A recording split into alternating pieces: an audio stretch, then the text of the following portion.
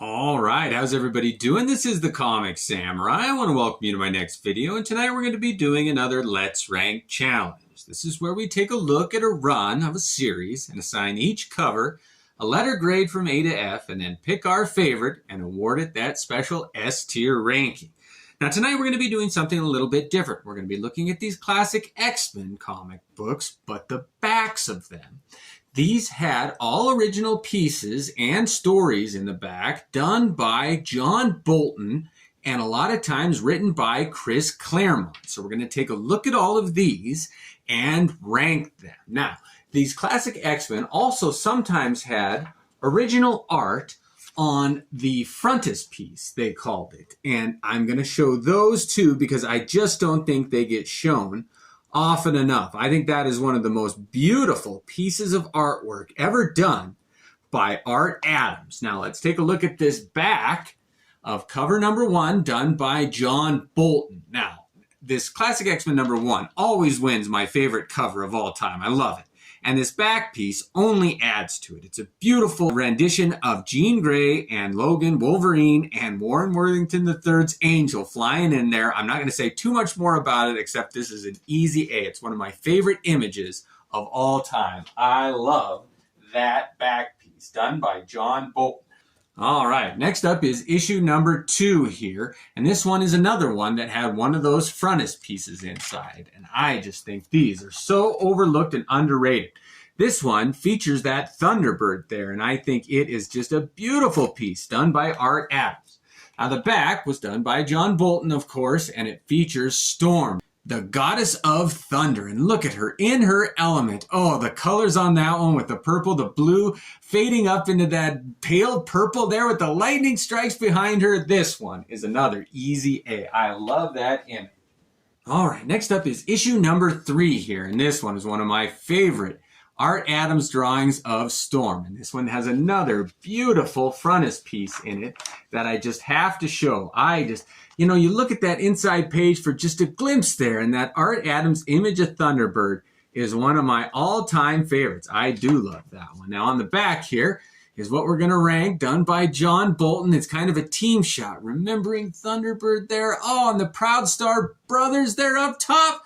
I love that image. And oh, look at how they're drawn there. His take on Wolverine was a little bit different. You don't see Peter Rasputin in his human form there. I like this one. It's getting another A for me. Oh. All right, next up is issue number 4 here. Now, this front one wasn't one of my favorites there, but they did have another frontispiece here. Let's take a look at that. Oh, it's featuring Nightcrawler there fighting some kind of a demon. Not my favorite one, but worth looking at. When we look at the back here, we've got a beautiful rendition of Wolverine and Nightcrawler done by the great John Bolton. I just love this image, the perspective that he used, and Nightcrawler bamfing into existence there, teleporting at the moment of appearance there. I love it. I wish Wolverine's claws were a little longer there, but I did like his take on it. This one's getting another A from me. I dig it. Next up is issue number 5 here. Got a great Art Adams cover. And it does have another one of those front pieces in it here. And this one is such a great image of Polaris and Havoc there. Eric the Red. Art Adams. Oh, man, that's a fun one. Now, look at the back of this one here. John Bolton did an image of Colossus that just captures his youth there, his vibrance, the Soviet pride that they had. I just think John Bolton has the best knack of capturing things like that better than any other artist. I love this image. It's getting another A. All right, that top tier is filling up fast. All right, next up is issue number 6 here with that beautiful Art Adams cover. And this one's got another frontispiece done by Art Adams, and it's just the embracing image of Jean Grey and Cyclops there. Look at how they use that vertical column to frame those two figures. All right, let's look at the back here. It's kind of a mirror image of that frontispiece done by John Bolton this time here. Oh, you've got that hand hovering over them like their romance has got some evil intention. Something bad's gonna happen. It's foreboding. Oh, that sentinel image. You really get an idea of their size, and it just is an amazing. I love how they're in the spotlight there, the black star lighting. This one's getting a B from you. I dig it. That is a fun image. Next up is issue number 7 here with another amazing cover by Art Adams. And he does a frontispiece here that has got to be seen. I love that image of Storm in an astronaut's outfit there, floating in space. Oh, I can't believe that one hasn't been reprinted somewhere before. That is so much fun. All right, the back has got the White Queen, Emma Frost, making one of her early appearances here, and she gets the spotlight there. I never liked that dominatrix looks very much. As a kid, it was just like, I didn't want to see that, but as an adult, it's really growing on me there. Look at the symbolism of the pitchfork there, the Hellfire Club with the H, the colors there. Oh, this one's such a fun image, that old table. Something about that sturdy, thick leg of the table there. Every element of this just captures the sinister element of the Hellfire Club. I really do like this one. It's getting a B from you. That's a fun one. All right, issue number 8 is next, and this one, of course, reprints that issue number 100 of the old team versus the new team here, but it does have a new frontispiece in it that you have got to see. Look at his take on Jean Grey's costume there. Oh, the original X-Men there. I love it. That is just so underrated. They need to do a poster book reprinting those frontispieces because they are amazing. All right, let's look at this back one done by John Bolton here. And it's an image of the Phoenix Force here. And this is the first one that doesn't really work for me. If I just saw this, I'd have a hard time pointing out who the artist was. That black stars in the background, there's not really any tension. It doesn't really tell a story. This one's getting a D from me. Next up is issue number 9 here with that beautiful Art Adams cover once again. And this front piece here, oh man, I hope I'm able to get that entire image in the frame because it deserves to be seen there. Look at that Art Adams take of the Phoenix. And it's set across from that great Dave Cockrum image there. Oh, I just think that is a great frontispiece there. And this back one by John Bolton. Look at this image of Nightcrawler, Kurt Wagner there, perched on a lamppost, his tail curled below him, the cityscape behind him there. You can almost feel the chill in the air. You know that he is just blending into that darkness there. This is a great one. It's getting a B from me. I really do like that image of Nightcrawler. Next up is issue number 10 here, and there's the front cover by Art Adams. And the frontispiece in this one was a little bit different there. It's just a quiet image of Storm there, taking a breath from the action. Oh, I really do like this one. Just that teeny little horizontal frame by Art Adams. But this back piece, done by John Bolton, is one of my favorites. I really do like this one with Wolverine. He's almost like Batman there, looking down over the city there. He's got his claws out there. That strip of cloud or jet trail behind him there. I see those all the time, but you never seen them drawn in comic books. Oh, it just brings reality into the fray here, and this one's getting an A. I love John Bolton's take on Wolverine. All right, next up is issue number 11 here now, and Art Adams did not do the cover on this one. And the frontispiece here was done by Mike Mignola. I mean, you just don't see him doing Tom Cassidy and the Juggernaut very often. Black Tom there. Oh, and they picked a good artist to do those two villains. And this back piece by Bolton here has got Storm getting beat up by the cop here. She's laying down. I never like to see a fallen hero there, but Storm does play a good femme fatale. Like, they've got to rescue her there. You can still see her strength that shines through. This is a pretty good cover. I'm giving it a C. All right, issue number 12 is next here, and this has got an Art Adams paying homage to another classic X-Men cover, but inside is a brand new frontispiece here. Just an image, that vertical image of Magneto. Oh, and you really get a feel for his power and authority there. His helmet, the coloring on that one, that really is a great piece of work here. Now this one, the back cover, is done by John Bolton, of course, again, and it's got Magneto protecting. Is that his family there? It's an orb of power. You get a sense that he's guarding him, and I like seeing an unmasked hero. You never saw Magneto without his helmet on very often, but this one doesn't really work for me. I'm giving it a D. All right, next up is issue number 13 here, and it's got a beautiful cover by Art Adams. He also did another frontispiece here. Let's check that out. Oh, we've got Lilandra there, Queen of the Shi'ar Empire. Oh, she makes a grand entrance there. Art Adams' take on that character is wonderful. This back piece, however, done by John Bolton, is not one of my favorites. I mean, you really do feel that impending doom of a shark hitting this figure who's sinking there, but you don't know who it is. It's not really recognizable as one of the X-Men right away, and anybody could draw a shark that's foreboding. This one doesn't do much for me. I'm giving it an F. All right, next up is issue number 14 here with another beautiful cover by Art Adams. And he did a frontispiece here that I just have never seen reprinted anywhere. And I think it is just a shame. That image of Gladiator done by Art Adams is phenomenal. The colors on it, his regalness. He really does feel like an emperor, a guard. He's the Lancelot of the Shi'ar Empire.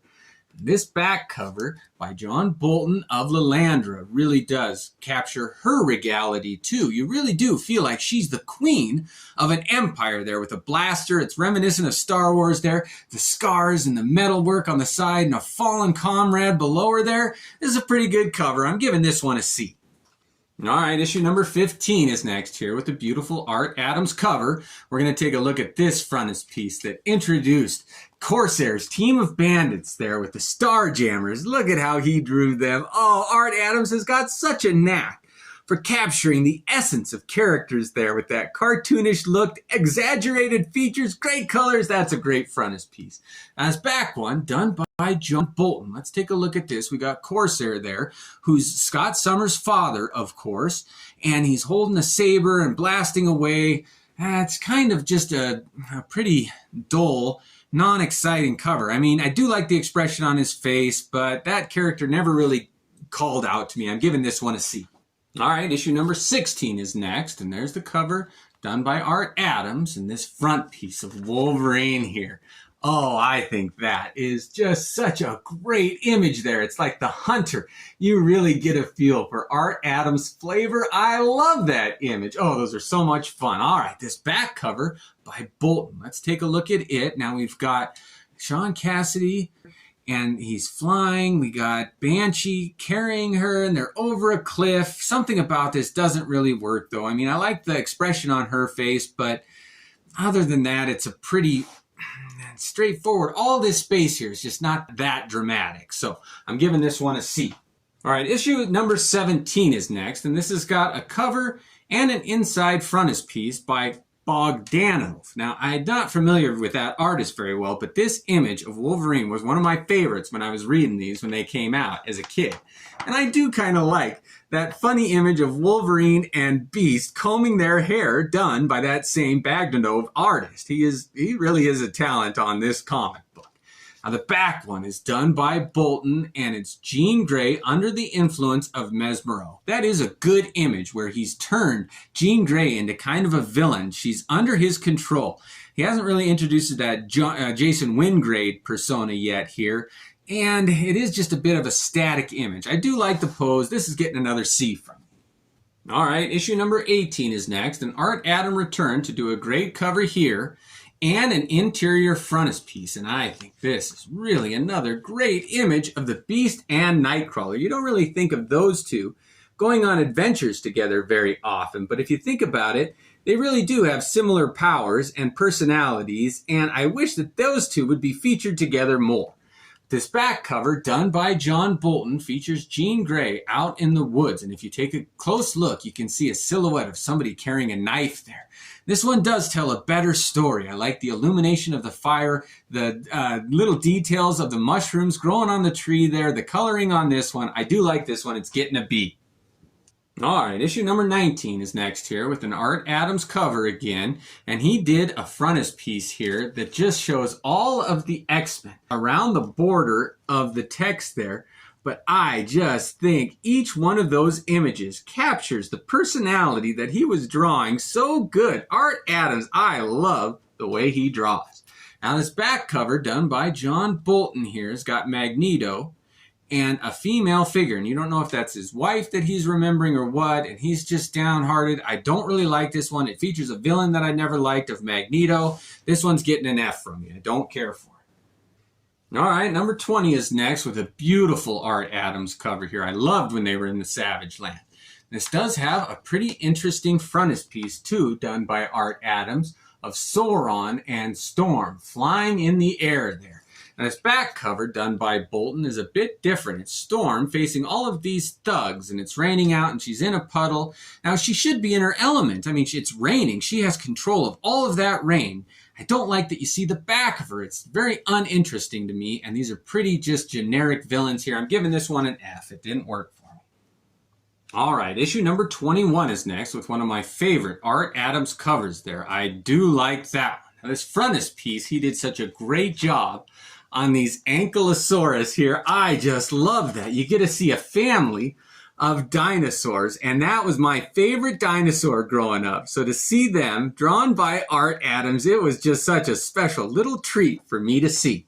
Now this back cover done by Bolton has got Peter Rasputin running to save this savage woman here, and it's got a Tyrannosaurus Rex chasing him. I don't know why he's not in his Colossus form, the metal skin form here. Yeah, this one just has a lot of questions. It's kind of interesting. I want to see how it plays out. This one's getting a C from me. All right, number 22 is next here with the beautiful Art Adams cover here. I do like that one. The frontispiece on this one is of the villain, and I don't really ever like it when he does that, but he does give a little bit of life to him, and you get to see him and his first in command, that queen, that evil female ruler too. That is a pretty interesting image. Now, this back cover by Bolton here has got Storm and some other female leads. One's down there. They're all fighting the clouds. I like the dynamic lines coming out from here. Something about her costume doesn't work, though. I want to see her using her powers, not just striking a pose there. Yeah, this one is just a fairly average back cover. It's getting a C. All right, next up is number 23, and I think this was Art Adams' last cover on the series here. It's one of my least favorites that he did, but I did like this inside front piece that he did of Professor X and the Shadow King there. They really did strike a good image in that vertical lane there that he used to draw. Oh, that is kind of a fun one there. Now, this back cover by Bolton has got Kurt Wagner as like an Indiana Jones character. There's a woman on an altar there and somebody who was going to sacrifice her or something, and he's decking her, and that's kind of an interesting image here. I do like this one. There's a lot of wasted white space, and I wish they would have done it black, like fading to white, like in a cave or something. This one's just an average cover. It's getting a C from me. All right, next up is number 24, and this cover was done by Terry Austin here. And the inside frontispiece was also done by Terry Austin, and it's worth taking a look at there. I do like that image of Mariko Yoshida and Wolverine, and they must have met for the first time in the reprint of this comic book. Now, this back cover by Bolton again brings that Hellfire Club look into it, with Jean Grey under the influence of Jason Wingrade, the Mesmero persona that he adopted there. Again, I never liked that dominatrix look there. It was just so off-putting to me as a kid. I mean, it's kind of grown on me as an adult, and I get it. But back then, I was just like, why do they dress like that? It didn't have anything to do with the story. And again, yeah, this one's not, I'm not a big fan of this one. I'm giving it a D. All right, next up is issue number 25 here, and we've got Terry Austin doing the front cover there and the frontispiece here of Banshee blasting away some rock there with his sonic scream. I do like that, but this back one done by John Bolton. Now, if you're going to draw the back of a character, do it like this. You tell a story with it. He's got to give all of his attention to that grizzly bear that's coming at him there.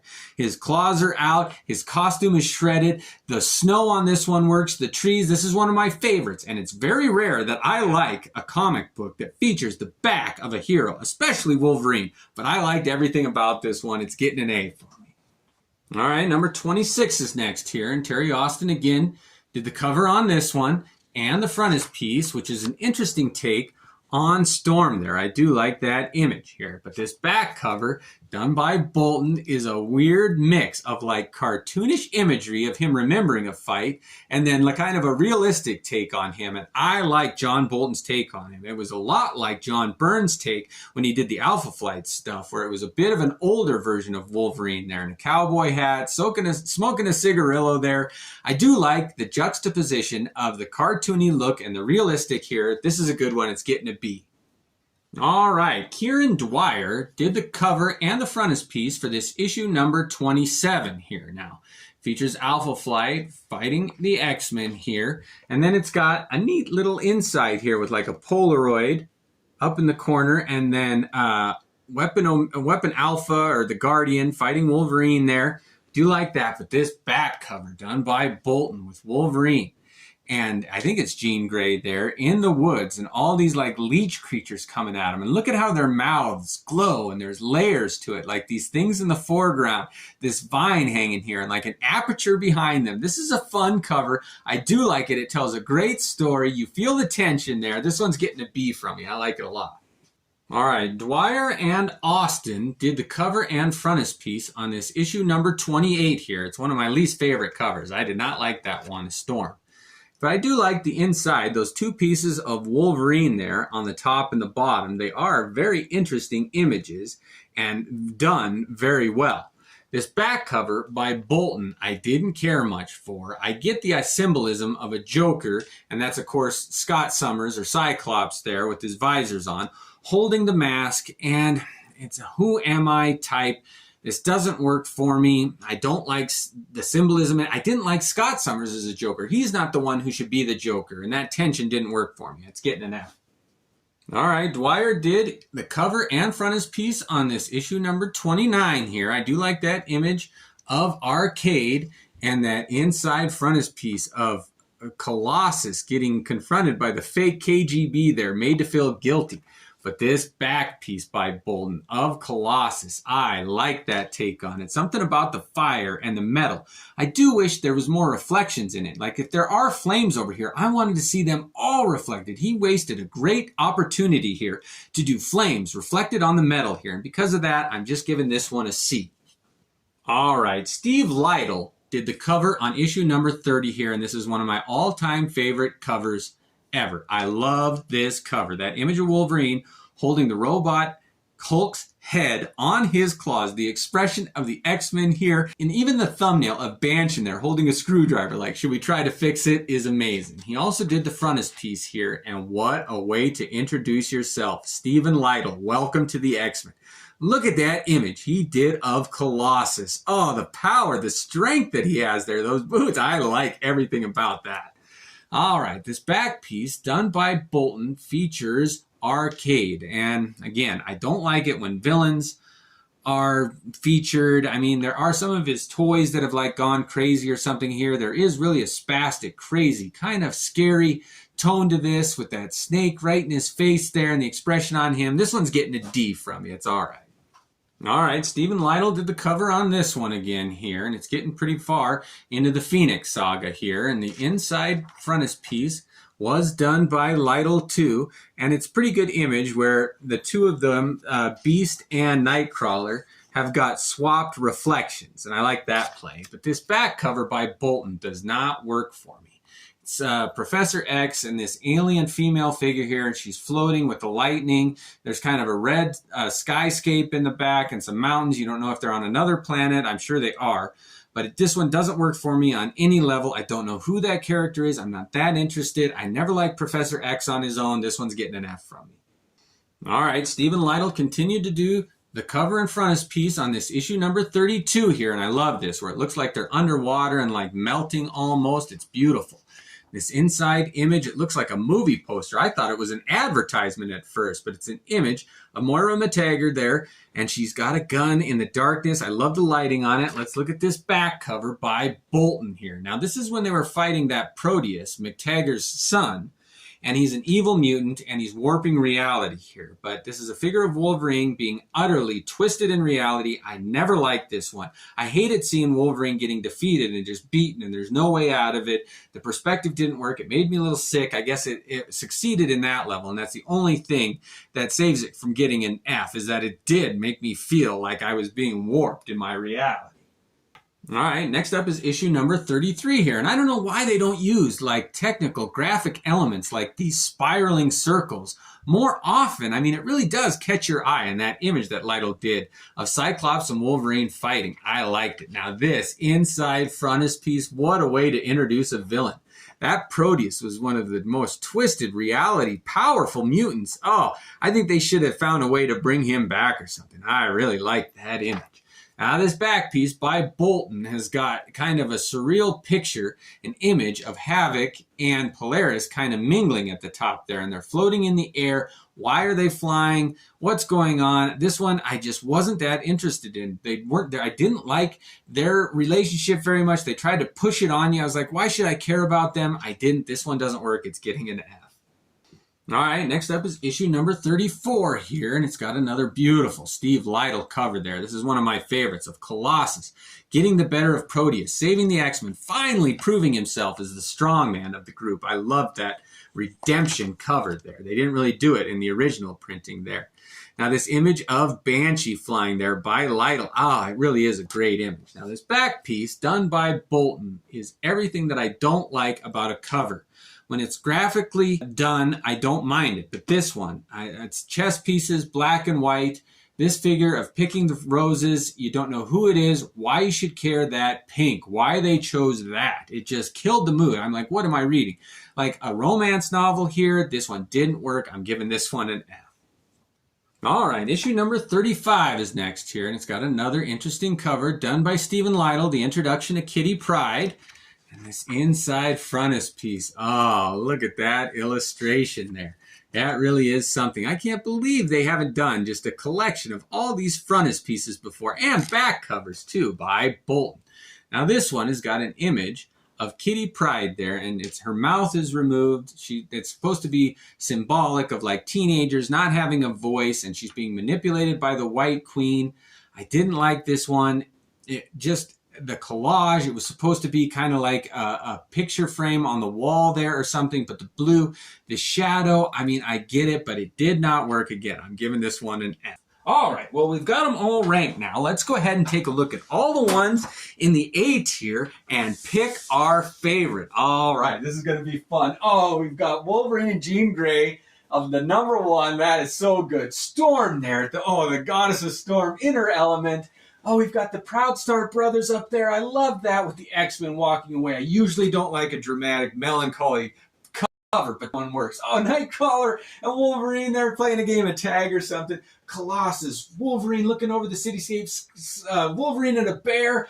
It's hard for me not to pick this one. I love that image. And this is the other one that really stands out to me. Between these two here, I like the playfulness of this one, but Wolverine, the solo, no. Wolverine was always a solo character for me, and I like that. His romance there. This one, I have never picked the back of a character before, but this one by Bolton, something about it. Wolverine's back. He's small. They always overplay his size in the movies and the current comic books. He was just a little guy, I think 5'2" or 5'4" or something that says on his first card. Anyways, going up against that grizzly bear there, and look at how his visage, they captured it there, the rage and Wolverine. But if he's going to win against that bear, that Wolverine has got tenacity, unlike anything else, and I love this image there. Well, thank you for joining me. That was fun looking at those back covers done by John Bolton. Join me next time. Let me know what runs or artists you want me to look at. Thanks again and have a great night.